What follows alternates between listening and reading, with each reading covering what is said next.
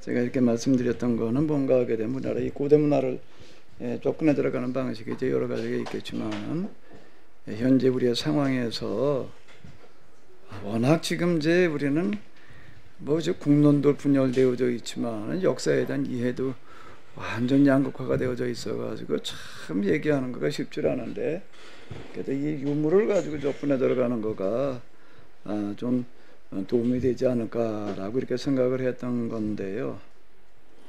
그럼 이제 여기 이 빗살무늬 토기, 돌무지 무덤, 그리고 이 비파형이라는 거는 이제 뭔가 하면 바이올린식으로 생겼다 이제 이래가지고 이제 이렇게 얘기를 하는 어떤 이런 건데, 그럼 여기 빗살이라고 하는 건 도대체 이게 무슨 의미냐? 이거 빗살무늬다 이렇게 얘기만 할 뿐이지 그런 게 있다 해석은 그거는 전문가들은 안 해요. 그건 해석을 하려면 뭐 근거가 있어야 되는데 뭘 가지고 근거했냐. 근데 나는 이제 저는 뭐 이걸 전문가적인 차원에서 접근해 들어가는 게 아니라 저는 이제 성서적인 입장에서 이렇게 접근해 들어가는데, 다시 말씀을 드리지만은 유일신 사상이라고 하는 거가 인류 역사에 등장했던 사상 가운데에서 가장 인간을 위하는 그런 사상이 유일신 사상이라고 하는 거예요. 그거보다 더 높은 사상이라고 하는 거는 사실 이제 없습니다. 홍익인간이 이제 그런 얘기가 이렇게 되는 건데요. 저는 이 빗살무늬에 그게 담겨 있다고 이렇게 보는 거예요. 빗살무늬가 이걸 말하려고 하는 거다라고 하는 건데, 그건 뭘 가지고 그렇게 해석을 했느냐가 하느냐라는 게, 이거는 이제 유승규 교수님이 얘기를 한 건데, 그 은나라 시대 때에 중국에서 그 무더기로 이제 지금 무더기로 나왔어요. 뭐 수십만 접씩 이렇게 나오는데, 그걸 이제 쭉 그 각골이라고 하는 게 이제 짐승뼈예요. 이제 고래 이 소로 얘기를 하면 이제 이 넓은 게 이제 어깨뼈, 그 다음에 이제 이 거북의 배나 등뼈에다 갖다가 이제 이렇게 점치기 위해서 써놓은 어떤 점을 치고 나서 이제 그 결과 써놓은 그런 건데요. 여기에 이제 우리나라 조상들을 얘기하는 그 각골 문이 나오는데 요걸 하는 겁니다. 요 글자와 그리고 요 글자다라고 하는 거, 요게 우리를 얘기를 하는 거다. 이제 제가 이렇게 좀 동그라미 이렇게 쳐 봤는데, 우리나라 사람들을 고대 얘기하는 이름이 뭔가 하게 되면은 인이었다는 거예요. 사람 인자. 지금 그 한문에서 사람 각골문이 나중에 이게 뭐가 되는 건가 하면 한문이 되는 이런 거예요. 각골문이. 그 각골문이 어디서 만들어진 문자인가 하게 되면 우리 동인족에서 만들어진 문자예요. 그러니까 이제 한문을 우리는 중국에서 나온 줄 아는데, 중국에서 나온 게 아니라 우리 조상들이 만드는 거다라고 하는 거. 그건 뭘 가지고 알 수 있는가 하게 되면은, 중국에서 이제 은나라, 뭐 상나라 같은 나라가 되는 건데, 그때 나온 것보다 훨씬 이전에 각골문이 우리나라 이 반도에서 나와요. 저 남부지방 이런 데서 나온 각골문 갖다 이렇게 비교를 해보게 되면 이게 훨씬 한 1000여 년 전도 앞서 있다 이렇게 얘기를 할 만큼, 그건 뭐 유물이기 때문에 유물은 거짓말을 못 하거든요. 그 얘기가 무슨 얘기가 되는가 하게 되면은, 한문은 우리 조상들이 만들어낸 글자였어요. 이걸 중국 사람들 다 알아요. 전에 안호상 장관인가가 뭐 이모당을 만나가지고서 뭐 얘기하다가, 이거 중국 사람들 한국 만들어 놓는 바람에 우리가 아주 한문 배우라고 그냥 골치 아프다고 그랬더니 뭐라고 얘기를 하는가 하게 되면은, 그걸 왜 우리가 만들었다고 그러느냐, 당신 조상들이 만들어 놓은 건데, 아니 문교 장관이라는 사람이 그래 한문 누가 만들었는지도 모르고 있느냐 이렇게 얘기를 했다라고 하는 일화가 이렇게 나와요. 그러니까 인자 비슷하잖아요. 근데 우리나라를 또 부르는 그런 그 한문이 뭔가 하면 이 인자라고 하는 겁니다. 이게 어진인자. 이게 우리 동인족은 이 사람들은 참 어진 사람들이다. 이제 이런 뜻에서 우리는 두 인자, 사람 인자로도 부르고 어질 인자로도 불렀다라고 하는 거, 이게 지금 비슷하잖아. 이게 모양을 이렇게 봐봐요. 이거는 누가 한 건가 하면 제가 해석한 겁니다. 여기에도 인자가 나왔다. 그거는 이제 맞는 얘기인데, 제가 해석하는 거는 뭔가 하면 인자를 갖다가 겹조식으로 해놓은 게 뭔가 하게 되면, 이건 제가 해석하는 거예요. 여기 이게 뭔가 하면 사람 인자를 갖다 이렇게 쭉 해놨다. 그 사람 자 그냥 뜨문뜨문 써놓던지 하지, 왜 이렇게 이런 식으로다가 이렇게, 여기 좀 토기에서 보면 이렇잖아요. 어떤 게 일본만 이렇게 직접 거는 것도 있는데 제대로 만들어 놓은 건 다 이렇게 뺑 돌아가면서 아주 이렇게 해놨어요.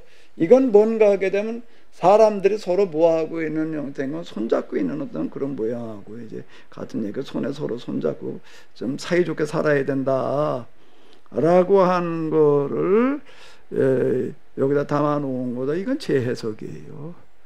제가 해석하는, 이걸 이제 이형규 교수는 여기에서 보게 되면 이게 그냥 빗살무늬 토기 또는 이거 한문으로다, 이거를 뭐라고 그랬더라.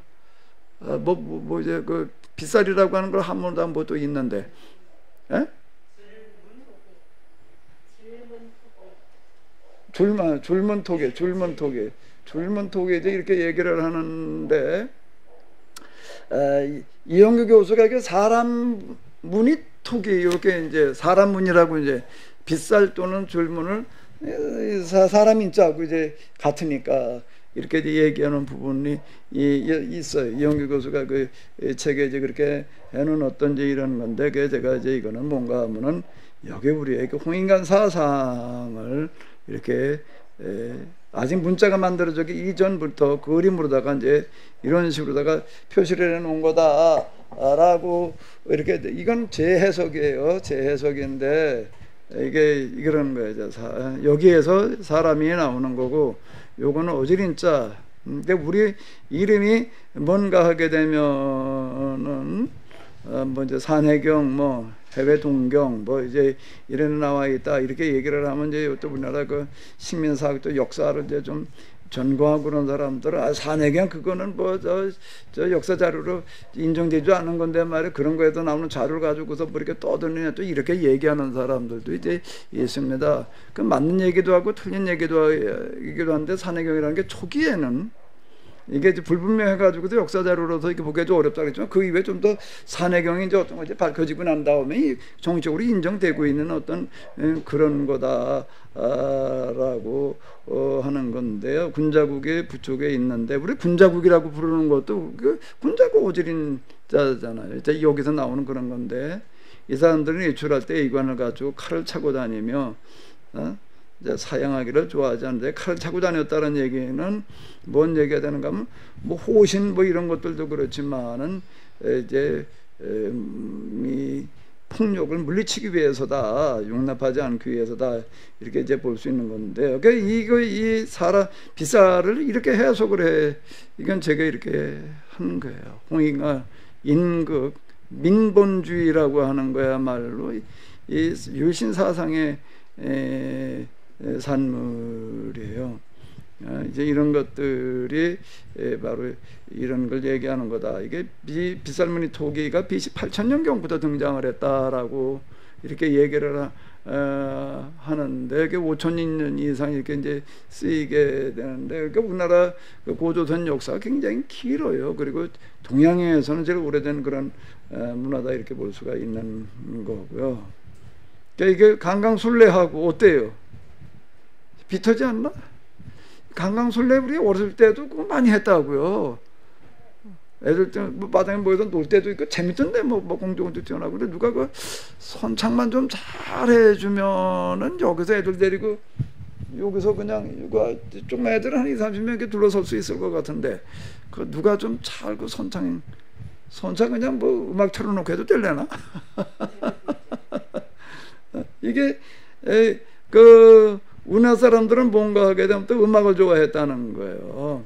음악을 좋아했다, 그냥 이런 얘기들이 뭔가 하면은 제천의식 때 음악을 가지고 이제 이렇게 가르쳤다라고 하는 이제 그런 얘기로 이제 제가 이렇게 해석을 하는 게 지금 이제 이렇게 좀 접근에 들어가 보는 거고요. 그리고 이제 그 노래 가사를 내가 이제 이게 만드는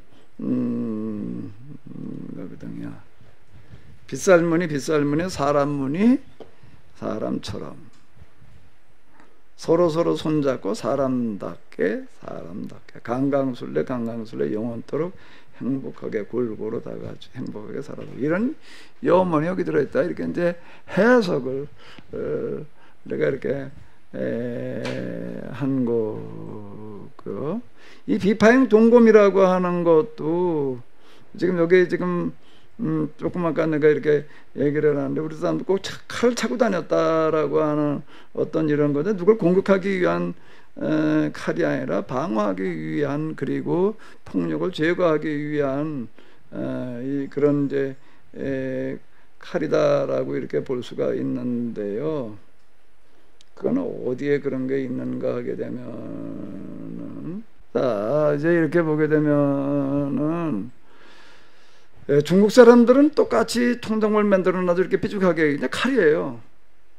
이게 중국의 청동검이에요. 근데 우리나라 청동검은 이렇게 생겼습니다. 세상 칼 이런 모양으로 만든다는 거니까는 앞뒤가 많은 얘기인데, 근데 여기 지금 이제 의관을 갖추고 칼을 차고 다녔다라고 이제 이렇게 얘기를 하는 거거든요. 그리고 이제 그 무궁화를 심었다라고 하는 게 이게 뭐야 이게 아주 고대 문헌에 나오는 무궁화를 좋아했다 이제 이런 얘기가 되는데 칼을 차고 다녔다. 의관 대검 요 칼을 찼다는 게 여기가 요게 그거거든요. 그러니까 이 칼은 이런 칼이 아닌 거예요. 이런 거는 봐도 이게 날카롭고 공격형이잖아요. 이게요. 칼이. 근데 이런 칼이 아니라 무슨 칼을 차고 다녔다는 거예요? 이런 칼이라고 하는 겁니다. 이거는 참 여기 또 자루까지 갖다 이렇게 자루 쪽에 탈착식으로다가 이렇게 사양하기를 좋아하고 라고 하는 거는 사양하기를 좋아했다는 건 뭘 사양한다는 얘기가 되는가 하게 되면 서로 왕이 되려고 하지를 않았다 라고 하는 그런 이야기인데요. 이게 무슨 얘기가 되는가 하게 되면은 중국이나 일본 나라의 왕조를 보게 되면은 500년 가는 나라가 드물어요. 500년 가는 게 드뭅니다. 근데 우리나라는 한번 왕조가 세워졌다 하면 500년이에요. 우리는요. 뭐 고구려가 뭐 700몇 년이니까 7년 1000년 뭐 고구려도 500년, 조선도 500년. 조선시대 때 이렇게 보게 되면 무신난이라는 게 있습니다.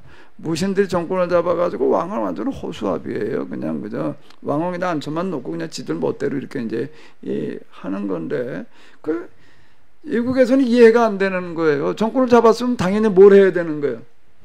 왕을 해야지. 근데 왕은 안 하는 거예요. 왕을 왜 안 했는가 하면은 백성들이 정권을 잡는 것까지는 그냥 넘어가 주는데 왕이 되는 거는 아무나 받아주지 않는다. 그러니까 왕은 하늘이 내야 된다. 이제 이런 게 있는 건데, 그게 이제 그 우리나라 고대 건국 이야기 가운데 보게 되면 알에서 나왔다는 얘기가 이렇게 많이 이렇게 있습니다. 그 알이 이제 그 뭔가 하면 곧 하나님을 얘기하는 건데, 알이 알맹이란 뜻이잖아요. 알맹이가 그 이제 하나님 얘기를 하는 거나, 그러나 하나님으로부터 나왔다 이렇게 얘기를 하는 건데, 천손사상이라는 게 우리 가운데 이렇게 있어요. 천손사상이 이렇게 있는데, 이 싸우기를 사용하기를 좋아했다라고 하는 것은 바로 이런 얘기가 되는 거고요. 왕조가 그렇게 쉽게 뒤바뀌지를 않는 어떤 이런 것들을 이렇게 볼 수가 있는 거고, 싸우지 않는다는 얘기가 무슨 얘기가 되는가라고 하게 되면은 무자라고 하는 거가 뭘로 만들어지는가 하게 되면 이 앞에 건 뭐 삐죽삐죽하잖아요. 이게 칼창이에요. 이거는요. 이거는 칼창이고, 이건 뭐예요? 그 막는 거잖아요. 그 뭘 막는 거예요? 칼과 창. 그러니까 폭력을 막아내는 거를 무라고. 이 한문이 우리나라에서 만들어낸 거예요. 난 이게 도대체 그 법이라는 글자 같은 거를 보면 물이 가는 걸 법이라고 그랬는데 이걸 도대체 누가 그렇게 생각을 해냈을까 그랬더니 이게 어디서 나오는 얘기인가 하게 되면은 이게 우리의 이런 거 유이신 사상에 나온 어떤 그런 정신이 여기 이제 이렇게 들어가 있는데 그 모양 이런 정신이 어디에 들어가서 만들어놨는가 하게 되면은 칼로 나타났다. 이건 공격형이 아니잖아요. 이거는요. 완전히. 그리고 이제 가만히 이렇게 보게 되면은 뭐하고 비슷해요? 아까 이제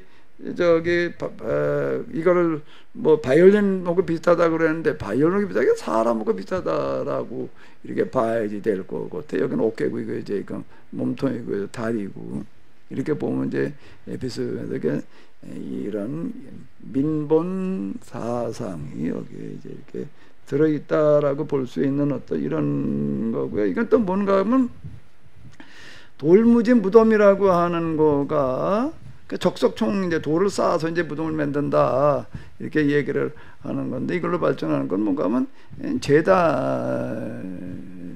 근데 그걸 분명히 무덤을 가지고 제사 지내는 제단을 이렇게 만들어 놓는 어떤 이런 것들, 그래도 자연석을 가지고 만드는 어떤 이런 것들이 뭔가 하게 되면은 부모라고 하는 거는 곧 하늘과 같다라는 효가, 그러니까 우리나라의 그 고대 사상 가운데 하나가 효라는 게 들어 있습니다. 효가 중심 사상 중에 하나. 유교의 사상, 근데 유교가 뿌리가 본원으로 올라가 보게 되면 이제 고조수다 이렇게 올라가는 어떤 건데 이게 뭔가 하면 이 무덤 속에서 이렇게 표현되어지고 있다라고 하는 것들을 이제 이렇게 반영하는 건데 이런 거 이거 이렇게 해석하는 거 이걸 가지고 이걸 기초로 해가지고서 이런 식으로 해석해 나간 거, 칼을 갖다가 이렇게 해석한 거, 그 다음에 무덤을 갖다가 고조선의 3대 유물을 이렇게 해석한 건 제가 한 겁니다. 이 부분은 그렇게 이해를 하시면 되겠는데요. 혹시 이 해석과 관련해 가지고 좀 하실 말씀 있으시면 하십시오. 이 부분 해석은 저희가 어쨌든 이제 이렇게 좀 해석해 나가보자라고 하는 거죠. 난 이게 충분히 개연성이 있다고 보여져. 그리고 이 빗살무늬 토기의 특징을 이렇게 보게 되면 이게 이제 고대 이동시 시대에 만들어지는 거거든요. 이게 삐죽하다라고 하는 건 뭔가 하게 되면은 왜 이렇게 삐죽하게 만들어 놨을까? 이걸 항아리 이렇게 만들어 놓으면 이걸 써먹을 수가 있을까 없을까 이거. 근데 왜 이렇게 만들었을까 이거는요. 고대로 올라가도 우리나라만이 서양에도 이렇게 처음에는 삐죽하게 만들어졌어요. 삐죽하게 만드는 건 뭘 말하는 거죠? 그때는 이게 전혀 불편하지를 않았어요. 왜 그랬을까요?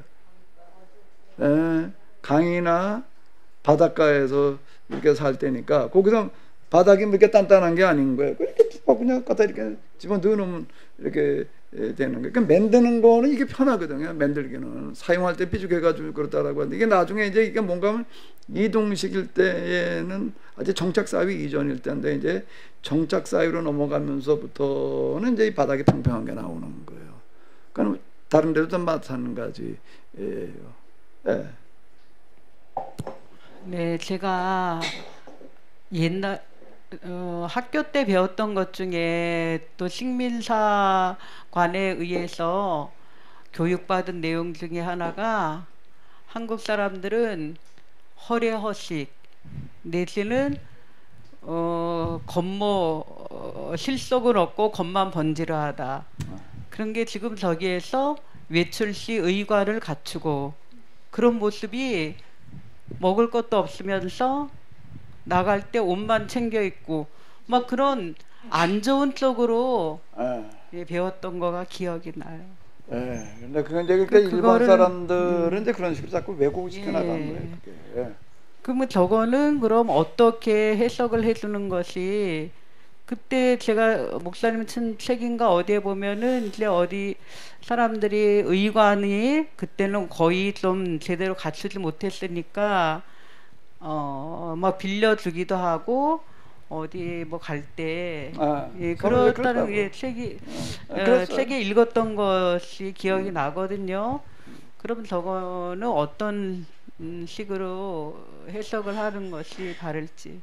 자 이제 누가 이제 우리 집에로 와요. 누가 이제 온다. 그러면 집에서 편하게 그냥 바자마루다가 난닝굿바람으로 있다가 누가 우리 집에 온다 그러면 어떻게 해야 돼? 어떻게 해야 돼요? 그냥 뭐 난닝굿바람으로 그냥 뭐 맞으면 되겠죠? 그죠? 그렇게 하나요? 아닌 거예요. 그래 상대방이 그저 그냥 뭐 그냥 편한 사람이 온다 그러면 대충 그래도 뭐 위에다가 뭘 하나 걸치지만 그래도 좀 그래도 위에 분들 어른이 온다 그러면 어떻게 해요? 거기에 맞춰가지고 어떻게 되는 거예요? 내가 정장을 해야지 되는 거예요. 내가 결혼식 같은데 우리가 주로 그냥 뭐 저 추리닝 아니면 등산복 입고 가나? 그런 사람은 없어요. 결혼식이나 이런 데는 다 어떻게 하고 가요? 정장을 하고 간다고요. 왜 정장을 하고 가나? 그건 뭘 말하는 거예요? 상대방에 대해서 그래도 참 이 결혼식인데 이 결혼이 참 행복한 결혼이 되기를 바란다라고 하는 그런 표현이라고요. 그럼 밖에 나갈 때 그래도 옷을 좀 갖춰 입고 나간다는 걸 밖에 나가면 이 사람 만나는데 어떻게 해야 된다는 얘기가 되는 거예요. 모르는 사람들이지만 그 사람들에 대해서 내가 예의를 갖췄다라고 하는 그런 차원으로다가 이게 해석이 돼서 그래 군자국이라고 그랬다고요. 이거를 군자국이라고 그러니까 그 군자국은 맹탕 받구나 허례옷이 그런다고 군자국이라고 그랬겠어. 그 군자국이라는 말은 빼버렸겠지. 그리고 맨 허례옷식만 했다라고 이제 이렇게 얘기를. 근데 군자국이라는 건 우리를 부르는 말이 아니에요. 중국 사람들 우리를 불러준 이름이. 거기서는 군자라는 말이 최고의 어떤 사람 성인을 가리켜서 군자 이렇게 부른다. 군자국인데 이 사람들은 그랬다 이렇게 얘기를 한다고요. 그리고 그 무궁화를 이때부터 좋아했다. 이제 이렇게 얘기를 하는데 그 무궁화는 왜 좋아했을까?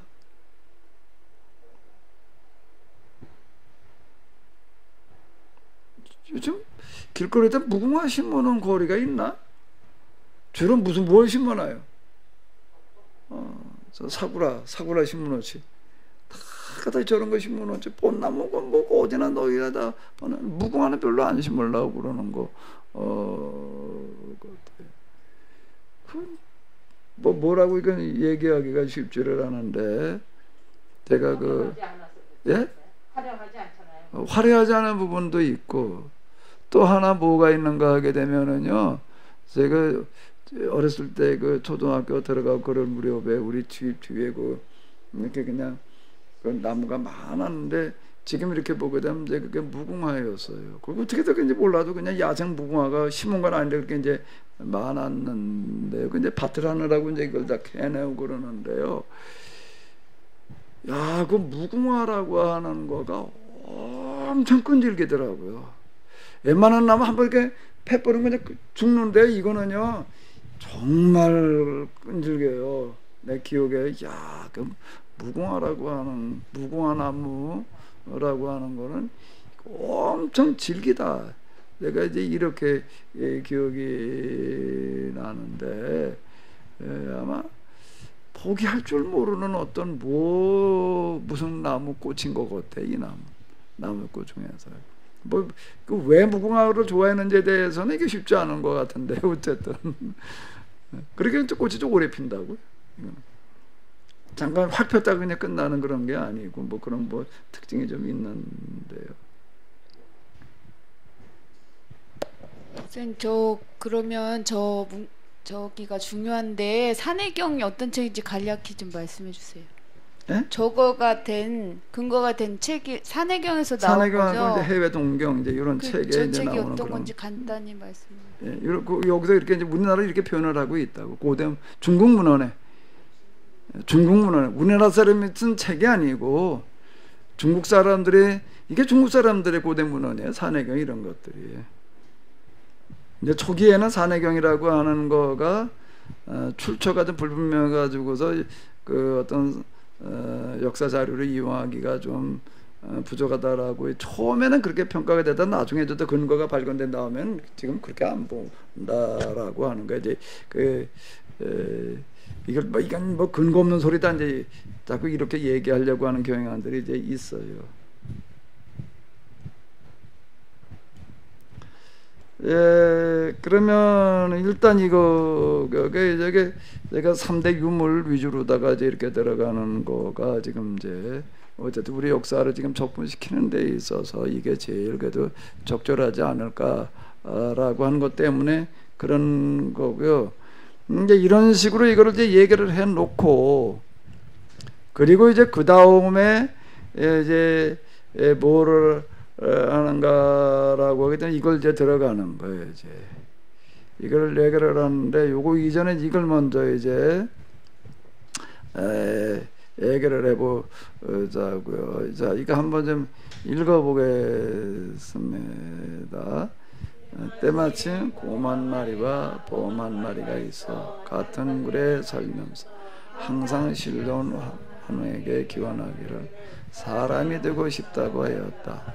이때 환웅은 영험 있는 쑥 한 타래와 마늘 20개를 주면서 너희들은 이것을 먹고 100일 동안 햇빛을 보지 않는다면 쉽사리 사람의 형상을 얻을 수 있으리라고 하였다.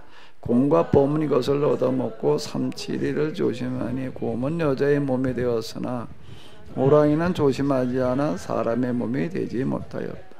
곰녀는 더불어 혼인할 사람이 없으므로 신단수 밑에서 어린애를 빼도록 해달라고 매양 빌었다. 환웅은 잠시 사람으로 변신하여 그녀와 혼인하고 아들을 낳아 이름을 단군왕검이라고 하였다. 그는 당뇨가 죄에 오른 지 50년인 경인년에 평양성에 도읍하고 빌어서 조선이라 일컬었다. 이걸 이제 신화라고 그런다고요. 왜? 곰과 호랭이가 와가지고 사람이 달라고 되게 해달라고 그랬단 말이야. 그래가지고 많은 20개 쑥 한 타래를 먹고서 이제 뭐 견디라고 해서 21일을 견디라고 그랬는데, 그래도 곰은 이제 밀어나니까 견뎠지만 뭐 호랭이는 도망가 버리고 말았다 말이야. 곰이 사람이 됐다. 이렇게 얘기를 하면 신화라고 그런다고. 그게 신화지. 곰이 어떻게 사람이 돼요? 이제 이렇게 가지고서 이건 말이 안 되는 신화다. 이제 이렇게 얘기를 하는데, 근데 약간 이걸 가지고 이제 해석을 해보면 되는 거예요. 이걸 가지고 이렇게 해석을 해본다라고 하게 되면은 고대는 이제 어느 한 그 종족들을 부르는 이름들이 있어요. 다요. 이름이 있어요. 이름인데 우리는 뭐라고 불렀다고요? 사람족이라고 불렀을까? 다른 부족들은 뭐라고 불렀을까? 주로 뭘 갖다가 많이 붙이냐면 짐승을 많이 붙이는 거예요. 지금도 보게 되면은 저 야구단 뭐 이런데 그 구단 만들어 놓고 뭘 갖다가 그 상징물로 쓰나? 곰 베어 오비 베어스인가? 타이거는 어디야? 뭐 해태인가? 어디야? 무슨 타이거스 라이온 라이온이 어디야? 삼성 라이온인가? 이렇게 지금도 이제 그렇게 얘기를 한다고요. 지금도 이게 뭐에서 나오는 건가 하면은 고대에는 그런 식으로다가 하는데 왜 곰, 사자, 호랑이 있던 걸 갖다 썼을까? 그게 짐승에도 뭐기 때문에 제일 강하잖아요. 그러니까 우리가 제일 세. 이런 거를 내세우기에도 주로 뭘 갖다 많이 썼는가? 호랭이, 곰, 사자. 그게 이제 자기 종족의 이름이 이렇게 되는 거예요. 고대는 그렇게 했어요. 근데 우리는 뭐라고 불렀다고요? 저긴 사람이야. 이렇게 얘기를 했다라고 하는 거야. 그냥 폭력으로 남을 갖다가 뭘 어떻게 하려고 그러지도 않고, 그 군자, 인자, 그 사람도 사람 인자야, 그리고 어질 인자야. 저 사람들은 진짜 남의 거 뺏어다 먹으려고 그러지도 않고, 그냥 그런 사람들이야. 이제 이렇게 얘기를 했다고요. 그러면은, 곰과 호랭이가 찾아왔다는 얘기가 무슨 얘기가 되는 거예요? 곰족과 호랭이족이 와가지고서 뭐가 되게 해달랐다고요? 우리도 사람족에 끼워달라고 그랬다. 이 얘기가 되는 겁니다. 그게 역사예요. 이게 신화가 아니라. 그리고 이제 그런데 뭘 줬다는 거예요? 우리 부족에 들어오려면은 어떻게 해라? 지킬 게 있다는 거예요. 그게 뭔가 하면 수간탈에 만원스무개라는 건 이제 지켜야 될 규를 주는 거예요. 그리고 일정 기간 지키게 하는 거예요. 아무나 그냥 덮어놓고 받아주는 게 아니라 이렇게 해가지고 받아줬다. 그래서 고음족이 이제 들어와서 여기 같이 합류하게 되어졌다. 이제 이런 얘기가 이렇게 되는 거거든요. 이제 고음족이 이제 그래가지고 와서 합류를 했어요. 근데 이제 환웅이라고 하는 거는 이제 고유명사가 아니에요. 단군도 고유명사가 아니고 고유명사는 게 이름을 말하는 거거든요. 그러니까 좀 뭔가 하게 되면은 고대에는 왕들을 고유명사로 쓰지라 않고 이제 보통 명사적인데 그 성경에 나오는 바로가 있습니다. 바로 왕 그러면 무슨 얘기예요? 왕을 바로라고 부르는 거예요. 왕의 이름이 바로라는 뜻이 아닌 거예요. 바로는 왕이라는 칭호의 이름이지. 거기 이제 사도행전에 보게 되면 이디오피아 여왕 간다게의 넷이 그럽니다. 그 간다게가 있고 온다게가 있나? 간다게라는 게 뭔가 하면 그건 여왕의 칭호예요. 여왕을 거기는 이제 간다게라고 부르는 거예요. 그러면은 환웅 사람족에 있어서는 지도자를 뭐라고 불러나? 환웅이라고 부르는 거예요. 환웅이라는 건 뭔가 환인을 하나님으로 섬기는 사람, 그런 뜻이라고요. 환웅은 이름이 아니에요. 칭호의 개인의 이름이 아니라 칭호의 이름이다 라고 하는 거. 단군도 마찬가지예요. 그러니까 몇 대 단군 이렇게 나가는 거지. 1대 바로, 2대 바로, 3대 바로 이런 식으로 고대는 다 그런 식으로 이렇게 불렀던 거예요. 그러니까 환웅을 찾아와 가지고서 어떻게 하는 거예요? 결혼하게 해달라고 그랬다. 그래가지고 아들을 낳아가지고서 이제 왕으로 세웠다. 이제 그 다음부터 이제 왕조로 넘어가서 이제 단군. 이렇게 이제 여기 우리나라 이제 그 뭐 건국 기원을 여기서부터 이렇게 따지게 되어지는데, 그럼 결혼하게 해달라고 그랬다 말이야. 그 곰하고 결혼해가지고서 뭐 곰이 사람이 된 거지. 뭐 그래서 아들을 낳아가지고서 뭐 단군이라고 했다. 이게 완전 신화지. 이게 신화가 아닌 거예요. 고대의 생활 방식이나 이런 것들은 이런 식으로 다 이제 이 사람들은 살아갔던 거니까. 그 결혼했다는 거는 뭘 얘기하는가 하면 이제 결혼해서 왕을 세웠다, 아들을 낳았다는 건 뭘 말하는 거죠? 같이 연합을 해가지고도 뭘 어떻게 한다는 거? 왕을 세우자라고. 그 처음에는 왕을 안 하려고 그러다가 거절하다가 이제 어쨌든 주변에도 여러 부족들이 이렇게 들어와가지고 연합을 해가지고 우리가 왕을 세웠다. 그럼 이제 그 이후 신라라든지 기타 가야 이런 데 보게 되면 항상 연합해가지고 회의를 해가지고 왕 뽑는 얘기들이 나와요. 그게 무슨 얘기가 원래 우리의 전통이 그와 같았다. 이건 무슨 얘기가 되는가 하게 되면은 힘을 가진 사람이 주변의 사람들 다 갖다 그냥 정복을 해가지고서 내가 내 정복했더니 내가 왕이야 이렇게 하는 게 아니라는 거예요. 그 사양하기를 좋아했다라는 얘기는 그런 얘기가 돼. 누가 왕이 될 거냐라고 하는 거는 지도자들이 모여가지고 어떻게 했다는 얘기예요? 어떻게 했다고요? 회의를 해가지고 화백회의 뭐 이런 게 그런 얘기잖아요. 그러니까 지금 이번에 이제 열국사에서 얘기하는 이런 거가 뭔가 하게 되면 고구려 백제 신라라고 하는 거는 그때 처음 생긴 게 아니라 원래부터 있던 나라였는데 그 이전엔 뭐였다는 거예요? 고조선이라는 나라의 지방정부였었다. 그러다 고조선이 이제 한나라에 멸망하면서 독립해가지고 생겨난 나라들이다.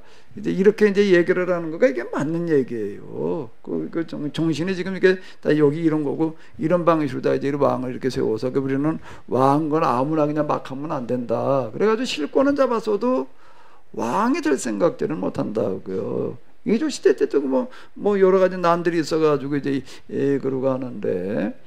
이제 와가지고서 그 어느 왕을 이제 죽였다라고 하더라도 그 왕족들 가운데서 또 누굴 갖다가 왕을 세웠지 자기가 왕이 되려고 그러지는 않아요. 왜 그럼 백성들이 그걸 허락하지를 않으니까 이제 그렇게 됐던 어떤 이런 걸 이렇게 볼 수가 있는데 이렇게 해석을 하는 거예요. 그러니까 난 우리 여기 그 오는 애들한테 애들이 주로 이제 이렇게 올 텐데 요거는 꼭 좀 이렇게 길게 얘기할 수는 없죠. 이제 간단하게 이제 이렇게 해가지고서 이거는 절대 신화가 아니다. 그 당시엔 사람들이 다 이렇게 지금도 무슨 라이온 무슨 타이거 독수리 무슨 이글 이러고 있는데 지금도 그러겠죠. 그게 다 옛날부터 내려오던 그런 그 유산인데. 그때 이건 이런 얘기다 이렇게 해석을 해줘야 돼. 근데 일본 사람들 이걸 계속 신화라고 이제 뻑뻑 웃기는데 그 일본 사람들은 뭐라고 그러는 줄 알아요? 신화는 이런 게 신화예요. 이런 게. 자, 이게 일본의 건국 신화예요. 한번 읽어볼까요? 이자나미와 이자나기라는 두 신이 바닷물을 휘저 일본 열도를 만들고 많은 섬들과 신들을 낳았다. 이자나미가 죽은 후에 이자나기 혼자서 태양의 여신인 아마테라스, 달의 여신은 스쿠요미, 바다의 신인 스나노를 낳았다. 후에 천상의 신들은 지상을 다스리기 위해 아마테라스의 손자 니니기를 내려보내는데 니니기의 증손자가 바로 초대천왕인 진대. 이건 역사로 해석해 나간다는 거 참 어려워. 어떻게 이놈 걸 이거야말로 완전 신화지 이게. 예? 이게 신화지. 신화는 이렇게 이런 걸 신화라고 그러는 거야. 중국 한나라의 신화가 또 있습니다. 읽어볼까요? 태초에 반고라는 신이 썼는. 그가 죽자 그의 몸에 변해서 세계가 만들어졌다. 두 눈은 해와 달로, 몸은 땅으로, 그의 머리는 산으로, 그의 숨결은 바람과 구름으로, 그의 몸에 들끓던 기생충들은 바람에 의해 수태되면서 인류의 기원이 되었다. 서북방 수만리의 화서씨의 극락세계가 있었으니 화서씨가 동쪽 뇌특에 가던 뇌신과 교조파의 복개시를 낳은. 이게 뭐 이제 유방이 한나라 만들어 놓고 이제 건국신화를 갖다가 이런 걸 신화라고 그러는 거지 이게. 예? 또 이게 이집트 건국신화 한번 읽어볼까요? 이집트의 지배자 왕 오리세스를 그 형을 절단한 동생 세트가 죽여서 40도 조각으로 잘라서 이집트 전역에 뿌렸다. 죽은 자를 부활시키는 능력을 지닌 오리스 아내 이니스는 전국을 돌며 남편의 시에서는 수습하여 남편을 부활시키고 아들 호루스를 낳았다. 머리는 메고 사람인 몸은 사람의 호루스는 태양의 신 라의 가호를 받으며 성장하여 아버지의 복수를 하고 이집트의 새로운 왕이 되었다. 그 뒤로는 시신의 영혼이 깃들어 있다고 생각하여 시신이 썩지 않는 보존은 미라문화가 생겼다. 뭐 이런 거. 우리가 잘 아는 바벨론 신화. 바벨론 주신 마르두건 여신 티아마트를 죽여 둘로 나누는 그 시체로 하늘과 땅을 만들고 두 눈으로 유브라데스와 티그리스 강을 만들었다. 그 신들에게 제사를 짓는 노예가 필요하니까 사람을 만들었다. 이건 완전 신화지. 이건 역사로 해석할 방법이 없는 거야. 이거야말로 이제 완전 신화지. 근데 우리나라 이거는 이제 이 금방 건국 이야기 이런 것들은 이건 신화가 아닌가. 역사를 그 당시에 표현 방식으로다가 이렇게 표현을 해놓은 어떤 이런 거죠. 그 다음에 이제 삼국유사를 이제 넘어가서 이렇게 보자고요. 옛 기록인 환인의 아들 환웅이라는 얘가 있어. 여기 이제 고기운 옛 기록이에요. 서교 환인이라고 하는 건데 위제 석야라고 이렇게 요건 이제 그 이련이라고 하는 사람이 이제 주석을 써놓은 거예요. 이 위제 석야라고 하는 건 뭔가 하게 되면은 환인이는 사람이 아니라 하나님이다 이런 얘기예요. 이게 자꾸 이제 환인을 사람으로 다 이게 보려고 그러니까 환인은 사람이 아니라 하나님을 말하는 거다. 이제 그걸 요건 이제 이련의 주석입니다. 그 환인은 하나님을 얘기를 하는 거예요. 아들 환웅. 그 환인을 하나님으로 믿는 웅은 이제 남자를 말하는 거야. 사람이가 있어. 늘 천하의 뜻을 둬 인간 세상을 욕심냈다. 그 욕심냈다는 게 뭐냐라는 게 이제 뒤에 나오는데 그 아버지가 아들의 뜻을 알고 그 아버지는 누굴 말하는 게 환인. 그러니까 이제 이건 뭔가 하면 하늘의 자손이다. 천손의식이라는 게 이걸 얘기를 하는 건데 아래로 삼위 태백의 땅을 내려다보니 사람들에게 크나큰 이익을 줌직한지라 그거를 이제 홍인간이라고 그랬다고요. 여기 홍인간이 이게 그걸 얘기를 하는 거예요. 그러니까 여기 나오는 게 천부인 세계를 주어 그곳을 다스리도록 하였다. 그러니까 환웅은 물이 3,000명 건너고 태백산 꼭대기에 신단수 아래 내려와서 그곳을 신시라 이러니까 그를 환웅천왕이라 했다. 그는 바람을 맡은 어른, 비를 맡은 어른, 구름을 맡은 어른, 여기 장풍, 백우, 사운, 요걸 이제 그렇게 이제 해석을 한 건데요. 여기 요 한글을 여기 이제 윤냉 교수님이 번역해 놓은 걸 내가 이제 기초로 다 이렇게 했는데, 그리고 곡식, 인명, 질병, 형벌, 선악들을 주관하여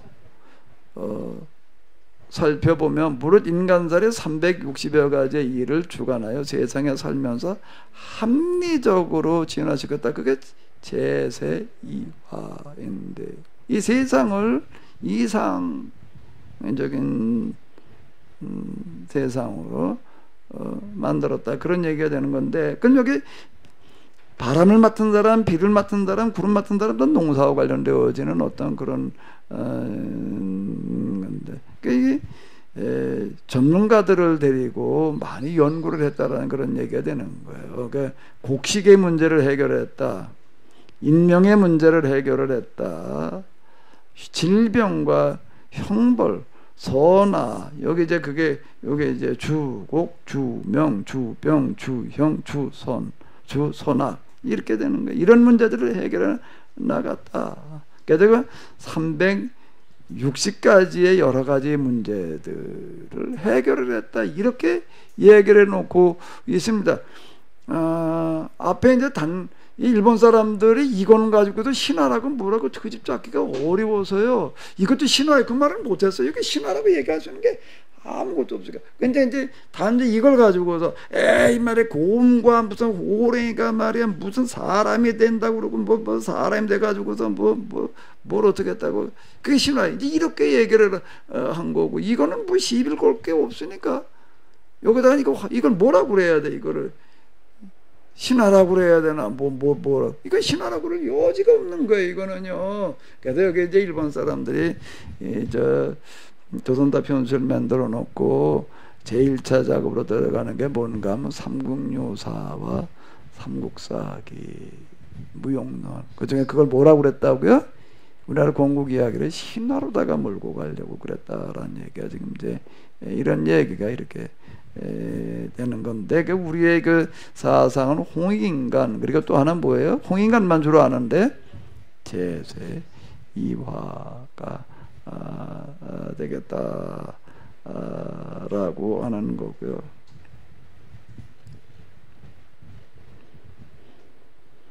외국인들이 우리나라에 와가지고서 우리나라 사상을 보고 홀딱 반한 사람들이 있습니다. 아주 초창기에 우리나라에 왔던 초창기 선교사 가운데 호모 홀버트, 제가 몇 번 얘기를 했는데, 이 사람은 우리나라 역사를 와가지고서 좀 이렇게 공부를 해보고 제일 먼저 우리나라에 반한 건 뭔가 하게 되면 우리나라에 와가지고서 이제 우리나라 문자나 한글을 배워보니까 이게 너무 기가 막힌 거예요. 한글이라고 하는 거가. 이 사람이 이걸 놀라가지고서요, 야, 도대체 이 사람은 또 여러 가지 이게 천재인데, 세계 모든 나라의 문자들하고 한글을 비교해가지고서 뭐를 써나는 우리나라 이 맞춤법, 이 사람이 제일 먼저 썼어요. 주시경이 이 사람 제자예요. 주시경이 한글에 반했어요. 그 다음에 한글은 며칠 만에 배웠대나 그러는 사람. 그 다음에 또 우리나라 책들을 갖다 읽으려고 보니까 한문으로 쓰여져 가지고 읽을 수가 없어요. 또 한문을 배워가지고 우리나라 옛날 책들을 갖다가 읽다가 너무 놀라가지고 이 사람은 어떻게 했는가 하게 되면 아주 우리나라 역사를 한문으로다가 한글로 영어로다가 쓴 사람이에요. 이 사람이요. 우리나라 역사를 그 이전에도 우리나라 역사책에 좀 사서가 있기는 했지만은요, 이 사람이 진짜 어떻게 보게도 우리나라 역사를 최초로 쓴 그런 사람이다라고 이렇게 얘기를 할 수가 있는데, 우리나라 내에서 이만한 그런 이 사람들이 이렇게 폭넓게 쓰려고 그러는 역사서가 안 나왔을 만큼 놀란 게 뭔가 하게 되면 조선인들은 복음을 받아들일 준비가 되어 있다. 이 사람들은 지금 현재 세계를 지배하고 있는 앵글로색슨족을 제일 많이 닮았다, 세계에서. 이 사람들은 이상과 현실을 조화시킬 유일한 민족. 요 얘기가 홍인간 제세 이화 때문에 그런 거예요. 요 얘기가요. 조선인들은 틀림없이 세상 역사를 변화시킬 것이다 이렇게 얘기하고 평생 한국을 위해서 산 사람이에요. 이 사람. 우리나라 원래는 영어 선생으로 왔다가 우리나라의 그 문화에 반해가지고서 평생 한국을 위해서 산 사람인데 이건 뭐 초기 얘기이고요. 이제 조선 말 이야기니까 요즘 와가지고서 한국에 지금 살고 있는 사람, 한국인만 모르는 다른 대한민국 이런 책을 써낸 사람, 이 사람이 하버드대 박사라는 이 사람은 이제 제 호모 헐버트다 이렇게 얘기를 할 수가 있는데 한국인과 결혼을 해가지고 아예 한국인으로 살아가고 있어요. 그러니까 경희대 교수인데 이 사람 어디 동화상 올라와 있는 거 보니까는 시간만 나면 뭐라 나면 그 100리터짜리 쓰레기 봉투 마스크 쓰고 그 찌개 들고서 뭐를 하는가 하면 경희대 내 구석구석을 돌아다니면서 그냥 그 담배 꽁초부터 이렇게 휴지 쓰레기 주워 담는 게 한국인들은 그러니까 홍인간 사상 가진 사람들이 어떻게 그냥 뭐 캠퍼스가 쓰레기통 하나지 여기 지금 막 버린다 이제 이러고 이제 거기다가 쓰레기 봉투에다 뭐라고 써가지고 다니는 게 홍인간이라고 써붙여놓고 다니는 그런 사람이 있어요. 한국인만 모르는 다른 대한민국 지구경영 우리 세상의 문제는 홍인간 사상에서 찾아야 된다 이렇게 얘기하는 사람들이 있어요. 그런데 정작 이 사람이 얘기하는 거야. 한국인만 모르는 다른 대한민국 한국인만큼 자기 나라의 역사를 무시한 사람이 없다는 거예요. 여기 이게 부찌라는 사람도 그 얘기예요. 이게 지금 뭔가 이 사람도 이제 이게 러시아 사람인데 구한말 때요. 러시아에서 만주 뭐 이쪽 주변에서부터 시작을 해가지고서 우리나라 그 고대 문헌들을 수거해 간 게 열차로다가 몇 냥이었대나. 그거 가지고 이 사람이 이제 이걸 쓰는 거예요. 그런 거 연구해가지고 이렇게 우리가 가지고 있지 않은 그런 자료가 그쪽에 가 있다고요. 한쪽에서 일본에서 싹싹 긁어갖고 한쪽에서 이제 러시아 사람들이 양쪽에서 이제 주로 이제 많이 가지고 가는데 어떻게 자기 역사를 그렇게 인정을 안 하고 모를 수가 있느냐. 다 이렇게 얘기들을 하고 있는 거예요. 우리가 여기 체험학습 교실에서 애들한테 뭐 우리가 다 가르쳐 줄 수는 없는데 우리가 우리나라의 건국 이야기가 절대 이게 신화가 아니고 역사다. 그리고 세계 어떤 나라에도 이런 건국 이야기를 이런 이야기를 가진 이 정도 수준의 나라는 없다. 이렇게 이거를 좀 얘기해 줘야 될 거예요. 그럼 이렇게 여기 야학 거기 가도 이게 옛날에 야학하던 현장에다 꼼꼼하게 해놓고 그냥 이거는 켜놓고 그러고서요. 요거를 진상희 집사님 거기다가 뭐 야학을 하자 그러면서 텔레비전에다가 이걸 PPT 띄워놓을 수는 없고, 그죠? 할 수 없이 이걸 좀 써야 되겠어. 그죠? 궤도에다가. 우선 제가 글씨를 너무 잘 써가지고 마치 인쇄한 것처럼 보이잖아요. 네. 인쇄하면 될 것 같아요. 큰 종이. 써봐. 너무 잘 써. 여기 이걸 쓰라고 그랬네. 내가 이거 말고 이런 이게 쓰레기 같은 건 쓸 것도 없고 이렇게 한글로도 쓰고 요 밑에 요것도 쓰고 조그맣게. 근데 이게 여기 오는 애들이 유치원도 있고 유년부, 초등부, 중고 일반인도 있을 수 있어요. 어른들도 있을 수 있으니까 이제 이렇게 좀 준비를 해놔 봐. 요거하고 요걸 좀 이렇게 써놓으셔. 그래서 우리가 요거는 우리 여기 체험학습 교실에서 야학을 할 때 이걸 전해줘야 될 것 같아. 그리고 이게 애들한테는 조금 어렵겠지? 이 노래가 어려울까? 그냥 노래로 틀어놓는 거지 뭐. 이거 듣고 난 다음엔 이해가 될 거 아니야. 치면 무슨 소리인지 몰라요. 이게요. 빗살무늬 비파형 천재단 뭐 환웅천왕 뭐 어쩌고 저쩌고 무슨 소리인지 이걸 모르는데 한 번 듣고 나오면 이해가 될 거고, 그 다음에 또 이제 나중에 여기 이제 그 성리학 가지고 얘기하는 건데, 성리학도 이게 좀 뭐야 조금 어렵다. 그래서 여기 또 그 노래를 만들어 놨어요. 뭔가 하면 이제 이것도 이제 유일하신 하나님 유일신 신앙이라고 하는 게 뭔가라고 하는 거를 이렇게 좀 여기 좀 이건 조금 어려워. 뭔가 하면 천인무관 천리분리 천지인은 좀 난데, 그리고 또 천인합일 천지합일 뭐 이제 이렇게 뭐 조금 어려울 수 있는데 뭐 어쨌든 여기다가 좀 이제 한번 들은 다음에 그냥 음악으로 그냥 밖에 계속 틀어놓자고 이런 것들을 그래가지고 이제 애들이 야 우리나라 역사가 이게 대단한 거구나, 세계 최고의 역사를 가지고 있다, 이렇게 얘기해도 절대 이건 과언이 아닐까. 저게 뭐야 환단고기식으로 얘기를 하면은 이게 곤란한 얘기가 돼버리는데 그러니까 이런 식으로다가 좀 이제 얘기를 나가면 되지 않을까 싶어요. 그러니까 이 부분은 좀 여러분들이 이제 앞으로 잘 좀 충분히 이해를 하셔야지 될 텐데, 뭐 제가 금방 그 슬라이드 몇 개 가지고 얘기한 걸 가지고도 물론 잘 하셔야 되겠지만, 가능하시면 이걸 좀 다 읽어보면 좋을 것 같아. 그런데 다 이제 뒤로 나가 떨어져서 난 못하겠다 그러겠지.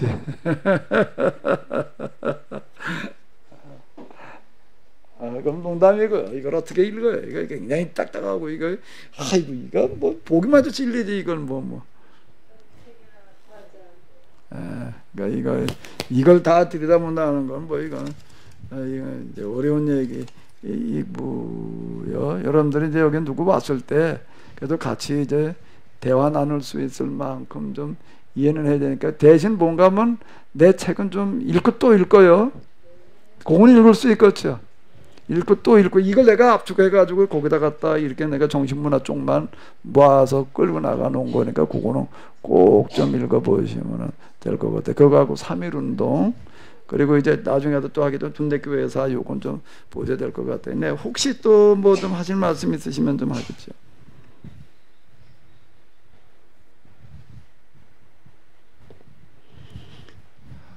어째 아무 얘기들도 없으시지? 다 아시나? 전에 고조선 책 쓰신 거 있잖아요. 그래서 제가 그게 압축해놓은 저 책은 그걸 가지고 얘기를 해보세요. 마이크를 가지고 얘기를 하세요. 전에요 고조선 책에 목사님이 쓰신 거 있잖아요. 고조선은 제가 쓴 게 없어요. 고조선은 내가 안 썼고요. 아니 제본해놓은 거 그거 추려서 아마 하신 거 같은데. 언제 했던 거 얘기하죠? 몇 년 전이요. 오래됐죠. 저기 그 세미나 할 때 네. 그거는 내가 쓴 게 아니고 자료를 갖다가 좀 이거를 자료를 추려서 하신 건가 하고.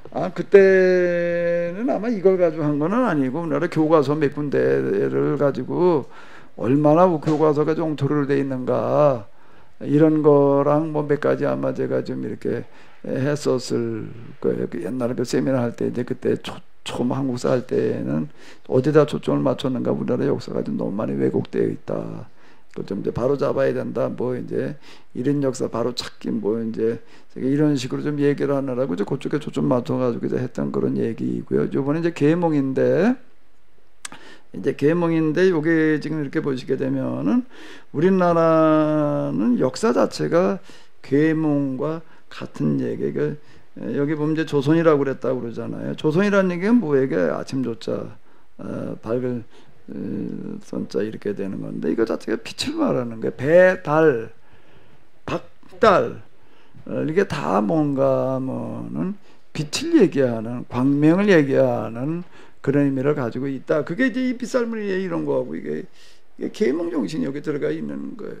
그러니까 여기 저희 교회가 이제 계몽 운동을 가지고 꼭 좀 정신문화재 문화관광부라고 그러는 것 같아.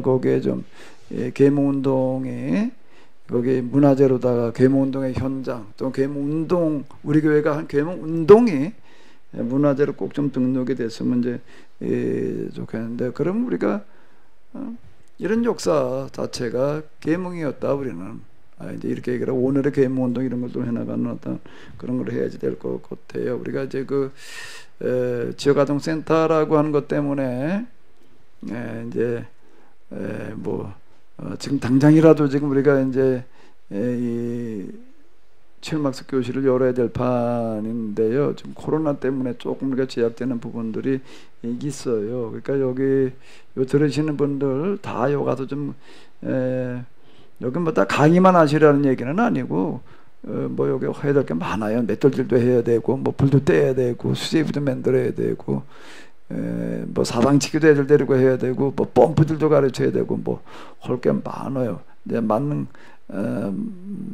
걸 좀 이렇게 하셔야 되는데 기본적으로 역사를 좀 이해를 하고 있어야 되니까 그렇고요. 요거 좀 하시는 분들은 빨리 백신을 맞아요.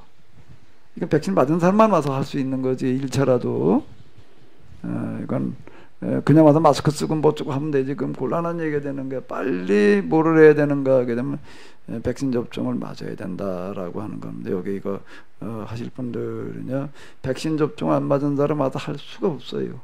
이거는요 빨리 좀 이렇게 맞으시면 좋겠습니다. 혹시 또 질문 뭐 기타 등등 하실 말씀 없으신가요?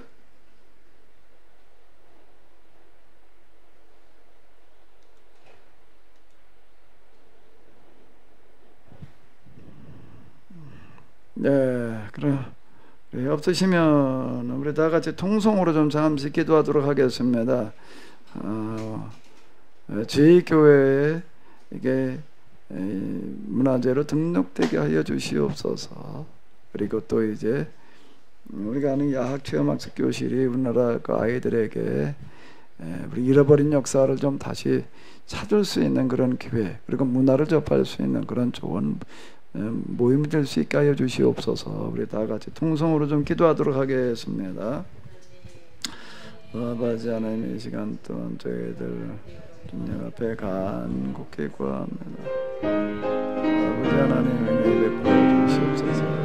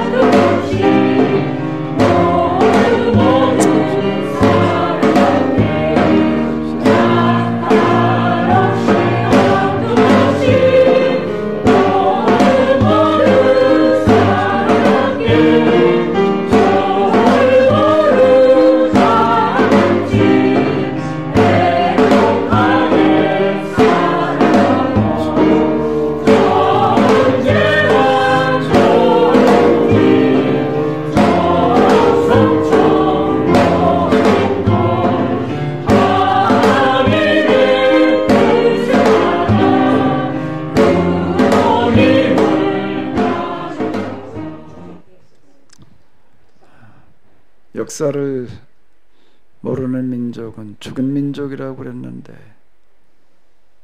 후손들에게 역사를 어떻게 가르치냐라고 하는 거가 나라의 운명이, 민족의 운명에 걸려 있는데, 근데 오늘 우리는 참으로 역사 교육이 실종되어져 버리고 말았습니다. 그나마 또 서로 양분되어져 가지고 혼란 와중 한복판에 있습니다. 하나님, 저희들이 우리나라 역사를 바로잡는데 조금이나마 기여할 수 있게 하여 주시옵소서. 우리나라 역사뿐만이 아니라 세계 역사를, 세상을 똑바로 잡는데 저희들이 한 역할 할 수 있게 하시옵소서.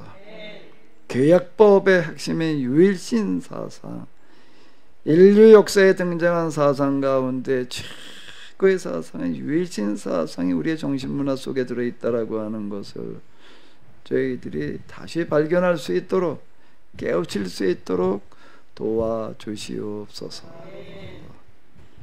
앞으로 저희들이 또 이제 8시간 동안 우리 역사를 가지고 이제 공부를 해보고자 합니다. 이 시간에 함께 하시며 은혜 베풀어 주시옵소서. 특별히 우리 체험학습 교실을 함께 하시며 은혜 베풀어 주시옵소서. 우리 주 예수 그리스도의 이름으로 기도하옵나이다. 아멘.